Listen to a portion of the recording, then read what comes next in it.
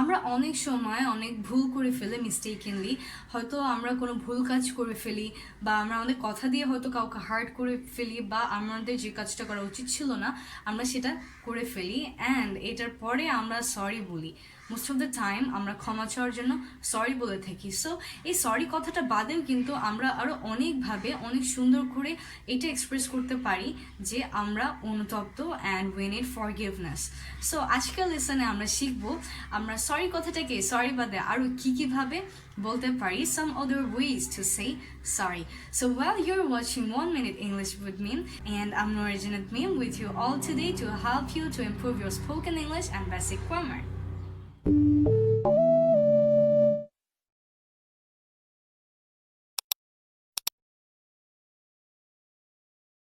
So আমরা কোনো একটা ভুল কাজ করে ফেলার পর instead of sorry we can say pardon me. Pardon me তার মানে আমাকে ক্ষমা করে দিন, অথবা I beg your pardon. I beg your pardon তার মানে আমি আপনার ক্ষমা প্রার্থনা করছি। আমরা বলতে পারি I apologize. I apologize for my actions. আমি আমার কাজগুলোর জন্য আপনার কাছে ক্ষমা চাচ্ছি। I apologize for my action.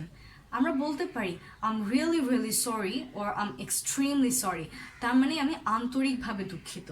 I'm really really sorry or I'm extremely sorry. দেন আমরা এইভাবেও বলতে পারি কথাটা I take full responsibilities of my action. I take full responsibilities of my action এর মানে হচ্ছে আমার এই পুরো কাজটার টোটালি দায়িত্বটা আমি নিচ্ছি, ফল্ট আমার ছিল। So I take full responsibilities of my action. We can say in a polite way that I hope you will forgive me.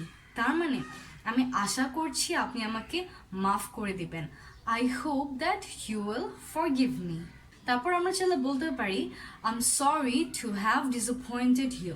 তার মানে তোমাকে ডিসঅ্যাপয়েন্টেড করে, তোমাকে হতাশ করে আমি অনেক দুঃখ বোধ করছি, আমার এটা করা ঠিক হয়নি। I'm really sorry to have disappointed you. তারপর আমরা এভাবেও বলতে পারি I regret. I regret তার মানে আমি অনুতপ্ত, আমার এই কাজটার জন্য আমি অনুতপ্ত, আমি খুব গিল্টি ফিল করছি। I regret অথবা এটাকে আরেকটু সুন্দর করে বলতে পারি I would like to express my regret. I would like to express my regret এর মানে হচ্ছে আমি যে অনুতপ্ত সেটা আমি এক্সপ্রেস করতে চাচ্ছি। I would like to express my regret. তারপর আমরা বলতে পারি I'm really or I'm truly or I'm badly sorry.